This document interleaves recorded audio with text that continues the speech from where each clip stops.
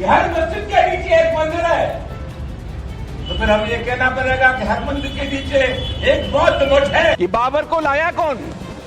बाबर को इब्राहिम लोदी को हराने के लिए राणा सांगा लाया था।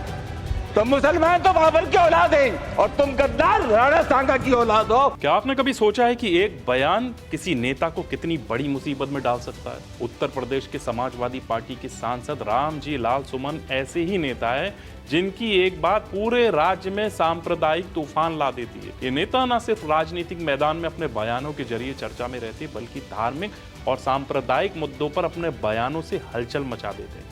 सबसे पहले जानते हैं सुमन कौन है। विवादित टिप्पणी करने वाले समाजवादी पार्टी के राज्यसभा सांसद रामजी लाल सुमन उत्तर प्रदेश के राजनीतिक गलियारों में एक जाना माना नाम है। उन्हें दलित राजनीति के एक बड़े और कद्दावर चेहरे के तौर पर पहचान मिली हुई है। समाजवादी पार्टी के अध्यक्ष अखिलेश यादव ने उनकी राजनीतिक क्षमता को देखते हुए उन्हें पार्टी का राष्ट्रीय महासचिव नियुक्त किया था। इसके बाद साल 2024 में पार्टी ने उन्हें राज्यसभा भेजकर उच्च सदन में भी उनकी सक्रिय भूमिका सुनिश्चित की। हाल ही में उनकी चर्चा बाबर औरंगजेब को लेकर चल रहे विवाद के बीच राणा सांगा को गद्दार कहे जाने के बयान के कारण और भी बढ़ गई। सुमन का जन्म कहाँ हुआ था? सुमन का जन्म 25 जुलाई 1950 को उत्तर प्रदेश के हाथरस जिले के बहदोई गांव में हुआ था। हाथरस से माध्यमिक शिक्षा और आगरा कॉलेज से उच्च शिक्षा प्राप्त की। बाबर का डीएनए राजनीति में उबाल।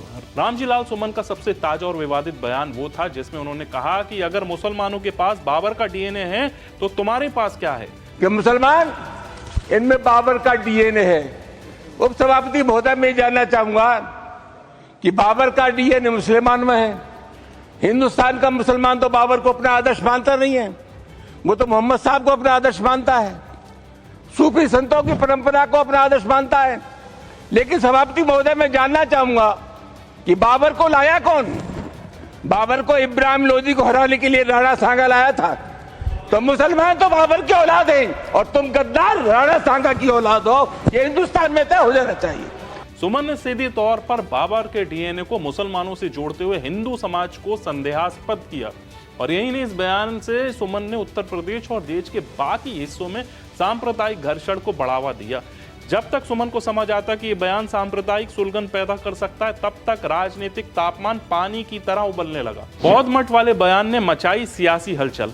एक और धार्मिक बयान जो चर्चा में आया वह था जब सुमन ने कहा जैसे हर मस्जिद के नीचे मंदिर है तो मंदिर के नीचे एक बौद्ध मठ होना चाहिए। बाबा साहब डॉक्टर अम्बेडकर को जो मानते हैं उससे मैं कहना चाहूंगा, मोहल्लों में एक प्रचार कर देना तो बड़ा खतरनाक मामला है।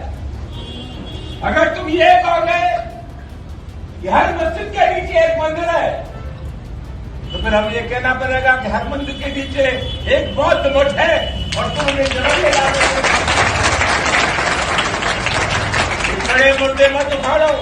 इस बयान ने न सिर्फ धार्मिक भावनाओं को आहत किया बल्कि सुमन की राजनीतिक दिशा पर भी सवाल खड़े कर दिए।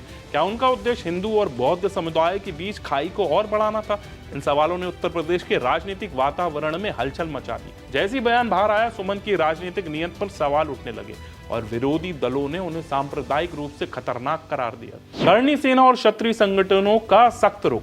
रामजी लाल सुमन के राणा सांगा पर दिए गए विवादित बयान से करणी सेना और अन्य क्षत्रिय संगठनों में भीषण नाराजगी फैल गई। इन संगठनों ने खुलकर रामजी लाल सुमन से माफी की मांग की और इसे लेकर आगरा में एक विशाल प्रदर्शन भी किया। तलवारें और बंदूकें लहराते हुए ये संगठन खुले तौर पर सुमन को आखिरी चेतावनी दे रहे थे। सुमन के घर के बाहर एक सुरक्षा घेरा भी बनाया गया था।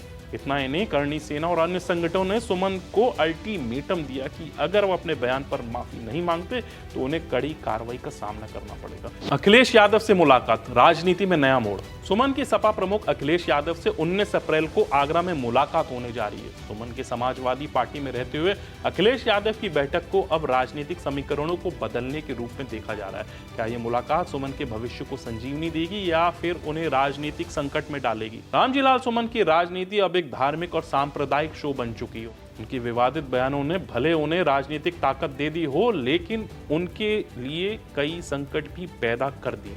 एक तरफ धार्मिक ध्रुवीकरण को बढ़ावा देने वाले उनके बयान हैं तो दूसरी ओर करणी सेना, क्षत्रिय संगठन और अन्य विरोधी दलों का विरोध भी।